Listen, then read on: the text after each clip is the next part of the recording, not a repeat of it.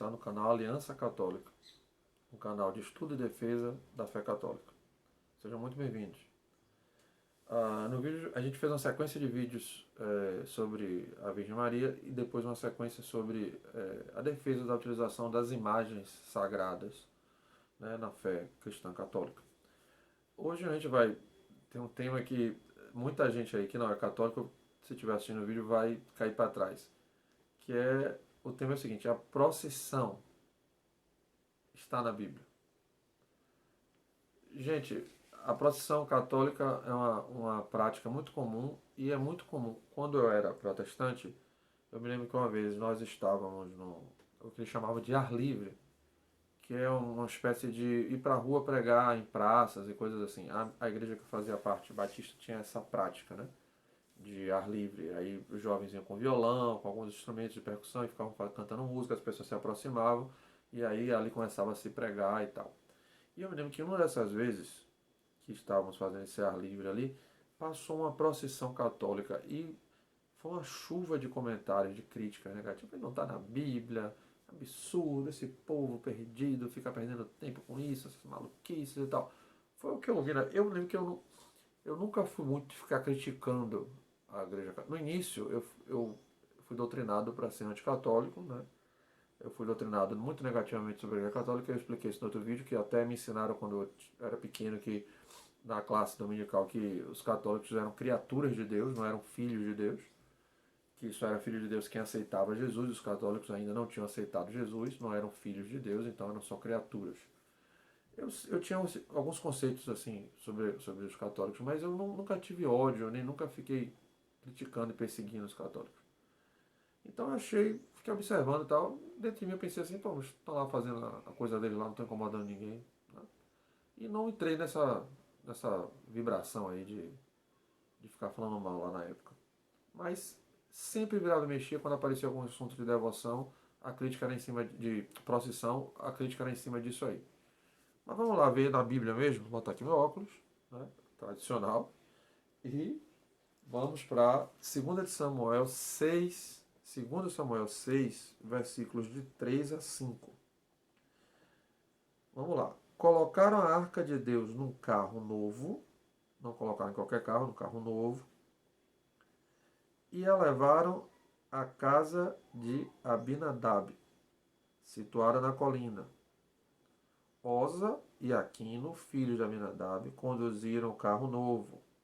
Oza ia junto da arca de Deus e Aquino marchava diante dela. Davi e toda a casa de Israel dançavam com todo entusiasmo diante do Senhor e cantavam acompanhados de harpas e de cítaras, de tamborins, de sistros e de símbalos. Veja, eles estão levando a arca num carro e o Davi e todo o povo de Israel, Davi dançando, né, e todo o povo de Israel também cantando, devia estar dançando também, homenageando, dando louvores, e a arca estava sendo levada num carro. Isso lembrou alguma coisa a você? Para mim me lembrou uma procissão. Pois bem, registrado aqui no livro de Samuel.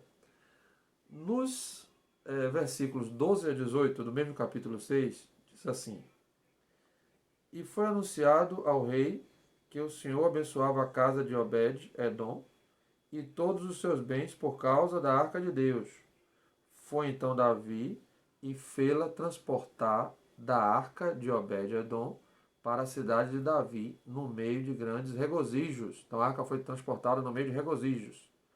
Quando os carregadores da arca do Senhor completavam 6 passos, sacrificavam um boi e um bezerro cevado. Ou seja, eles estão andando com a arca. Quando davam 6 passos, sacrificavam um animal, né, louvando a Deus. Que interessante isso. Na hora que estão carregando a arca que eles fazem isso, né? Davi dançava com todas as suas forças diante do Senhor, cingido com um efode de linho. O rei e todos os israelitas conduziram a arca do Senhor, soltando gritos de alegria E tocando a trombeta, ao entrar a arca do Senhor da cidade de Davi, Micol, filha de Saul, olhando pela janela, viu o rei Davi saltando e dançando diante do Senhor, e desprezou-o em seu coração. A arca foi introduzida e instalada em seu lugar, no centro do tabernáculo de Davi, no centro do tabernáculo que Davi construíra para ela. E Davi ofereceu holocaustos e sacrifícios pacíficos. Terminadas essas cerimônias, abençoou o povo em nome do Senhor dos Exércitos. Veja, cerimônias religiosas, cânticos, danças, isso conduzindo a arca. Gente, isso é um exemplo claro aqui. Não existe maior clareza do que essa, do que uma procissão. Né? É interessante que. Eu vou pegar aqui a Bíblia porque tem outra passagem. O interessante é que essa passagem parece que os que criticam a procissão não leram segundo Samuel, porque está evidentemente claro aqui que eles utilizaram a arca era levada num carro especial, haviam cânticos, haviam louvores, haviam danças em homenagem a Deus, isso com a arca presente, e a cada 6 passos que se dava com a arca se fazia um sacrifício de animal para homenagear ao Deus, né, verdadeiro. E no final diz assim, e terminaram todas as cerimônias, quer dizer, esse processo de carregar a arca, haviam cerimônias atreladas a ela. Ou seja, uma procissão. Nada mais é do que um exemplo de procissão, para o desespero daqueles que atacam a ideia de procissão na fé católica. Vamos agora para o livro de Crônicas, segundo Crônicas 5, versículos de 2 a 10. Fala sobre a transladação da arca. Então congregou em Jerusalém os anciãos de Israel, os chefes das tribos, os chefes das famílias israelitas, para transportarem de Sião, isto é, da cidade de Davi, a arca da aliança do Senhor. Todos os israelitas reuniram-se junto do rei para a festa, era o 7º mês. Chegados que foram todos os anciãos de Israel, levantaram os levitas a arca. Só os levitas podiam carregar a arca. Transportaram-na com a tenda de reunião e todos o seu mobiliário de utensílios sagrados. Veja, utensílios sagrados. Então chamar uma imagem de imagem sacra não tem nada a ver com idolatria. Se você tinha no Antigo Testamento utensílios sagrados ligados à Arca da Aliança, você hoje tem imagens sacras, né, ligadas à fé cristã católica. Foram os sacerdotes levíticos que fizeram essa transladação. Não eram todos os sacerdotes que podiam fazer, só os que eram levitas. O rei Salomão e toda a multidão de israelitas reunida com ele diante da arca imolaram tal quantidade de ovelhas e bois que não se pode avaliar o seu número. Veja, fizeram um sacrifício enorme de animais nesse transporte da arca. Quanta importância essa arca tinha? Os sacerdotes levaram a arca da aliança do Senhor a seu lugar no santuário do templo, o Santo dos Santos, sob as asas dos querubins. Olha aí as asas dos querubins de novo. Quer dizer, todo esse monte de sacrifício de animais, toda essa reverência, né? Pessoas especiais para carregar, e ainda colocou dentro do Santo dos Santos do templo, onde tem as imagens dos querubins. Os querubins estendiam suas asas sobre o lugar da arca e cobriam assim como seus varais. Aqueles varais que carregavam a arca. Estes eram tão compridos que podiam ver suas extremidades diante do santuário, mas não podiam divisá-lo de fora. A arca permaneceu lá até o momento presente. Nela não havia outra coisa senão as 2 tábuas que Moisés ali tinha colocado no Monte Horebe, quando o Senhor concluiu a aliança com os israelitas que acabavam de sair do Egito.